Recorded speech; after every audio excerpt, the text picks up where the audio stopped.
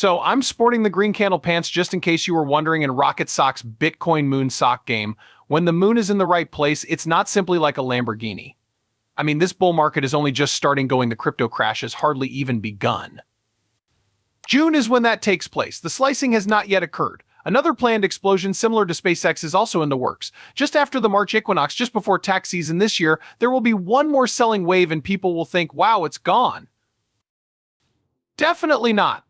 The recent surge that brought prices above $52,000 for the first time in more than 2 years is only a taste of what's to come later this year, according to renowned hedge fund manager Mark. The current crypto summer, according to Mark's most recent interview with Scott Marker, is defined by gradual increases rather than the explosive price spikes seen in crypto fall. These parabolic movements, according to Mark's prediction, will start in June and continue into the next year. But he does caution that the halving in April will bring about a sell-off. Although Mark does not anticipate any long-term effects from the sell-off, he does warn that it could generate a great deal of market anxiety. According to recent Bloomberg sources, Genesis Global Holdings Co. LC has been given the green light to sell off its GBTC holdings, which are worth over $1.3 billion. Members of the cryptocurrency community are worried about the possible effects of the sell-off on the market. Genesis must, however, work with the brokerage to carry out the disposal in stages following a predetermined strategy. The GBTC sell-off, in Mark's opinion, is nothing to be worried about. Yet, he worries that the US tax season will have a negative effect. Mark continues to have a very bullish view for Bitcoin and other cryptocurrencies in 2024. Despite these possible obstacles, 2-something burgers appear annually. And in 3 of the 4 years they have grown larger. Since there are no gains to be concerned about in the bad year, they don't truly occur in the 4th year. But you know what? Every year leading up to the Lunar New Year, we just finished it, there's a flurry of sales in China to fill up those red envelopes with cash. Everyone wonders why there is selling pressure every year since Bitcoin launched. Can you not fathom that there are 1.6 billion individuals stuffing red envelopes with cash? They do provide Bitcoin for sale? There you have it. We managed to get through that. I had no issues with that. And that did in fact occur at the same time as the GBTC liquidations and everything. However, Uncle Sam still needs his paycheck. Plus, it's incredible. I am astounded. Government Bitcoin isn't important to us. Bitcoin is not real. The point is, it is irrelevant. The tax returns 5th question is this one. This is completely absurd. The question is the 5th one. Thus, following a very successful year in 2017 was a very successful year with an increase of 155%. Since this is the case, individuals will have to sell in order to pay their taxes. This occurs every 3 years on average. Some years are wonderful while others are bad. And my favorite guy, Tim Peterson, who I adored, released this awesome item this morning that we were able to get up 100% in just 52 weeks yesterday. Indeed, it has taken place. I lost count of how many times he predicted that we would be up 100% in the following year, but that's what happened every time. Thus, that is intriguing. I believe our schedule is spot on. Plus, I've been bringing this up for some time now. Honestly, we broached the subject 9 or 10 months ago. The point is moot. On the other hand, the halving is the reason for the 4-year cycle, which I have been discussing on the Margin program every Friday for more than a year. This inherent tendency for prices to rise is embodied by halving. The protocol's success depends on the miners, but if their electricity and space expenses remain constant, they would be in a tough spot. To cut a long tale short, there is a cycle and humans, like those who watch the show, make it worse. On the other hand, there are investors who purchase assets at a discount to their true worth. Some investors just don't care about doing what's right. They simply enjoy trading movements. In contrast to hedgers, there are speculators.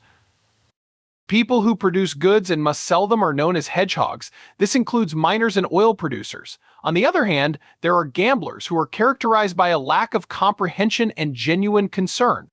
What they really want is for the numbers to go up so they can buy on leverage. Because of this, we are driven to the absurd parabolic blow-off peak. The price is reasonable. I have been utilizing Tim Metcalfe's law model since 2014, and it states that fair value is determined by this model. For every network, whether it's Bitcoin, Amazon, or Apple, Metcalfe's law provides the gold standard for determining its value. Therefore, the fair value was around $52,000 according to Metcalfe's law. My 25th birthday was not long ago. Here we're going to gradually go toward a reasonable value of 50, I thought. And you know what? We are about at the halfway point now. However, the fair value is doubled because to the halving that occurred in earlier cycles. So what exactly are you trying to say? If you consider that block rewards are cut in half, you'll see that the price has to go up by 100% to maintain the same income. This time, though, there is a nuanced distinction. According to my previous statement before to ordinals, the halving this year will take place on April 8th, which is somewhat coincidental. I think it would be a fascinating day to have the halving that is a total solar eclipse. However, that 100,000 figure was my baseline before ordinals occurred, which led to an increase in transactions and fees. This section is currently in development, but it is theoretically feasible. It's conceivable that the maximum fair value is 75 or 80. I'm going to guess 75. That means the investors have been purchasing at or around market value the whole time. I understand. At least we have new faces around here. The sale by the hedgers has created a market for traders and speculators.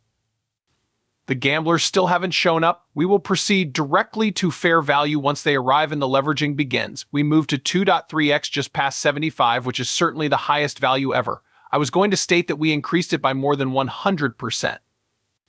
Yeah, at the apex, we reached 2.3x. Based on a reasonable value of 30 or 68, we went up to 69. Since I believe there is less leverage, I do not think we will reach 2.3 times. I propose that we double the fair market value. Yes, 150, we will see the new all-time high sometime between this year's Thanksgiving and June of the following year. And it's easy for them to complain about the troublesome stuff.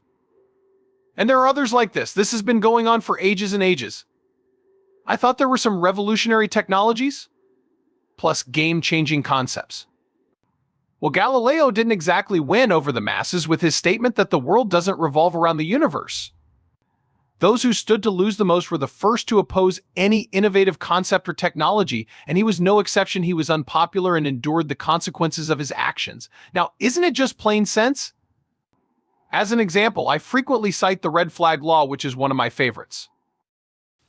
The origin of the word red flag, which is now used for many different things, may be traced back to a time when the unions that were responsible for gathering horse manure saddles and whips were opposed to the horseless carriage. To get the red flag statute passed, which required a person to carry a red flag in front of a horseless carriage, they lobbied, which is a fancy name for corruptly paying New York City to pass it. Does anyone have any experience with people waving red flags in front of cars? No, because that was a stupid notion. However, the law was established, and good disruptive technologies will inevitably become popular. Note that not all disruptive innovations are good. Also, this is a technology that will be there for a long time. It's the foundation of digital currency for the modern era. Regardless of how much they whine, gripe, object, and attempt to discourage others by false information and downright lies. This transition from analog to digital assets, whether physical or digital, is here to stay.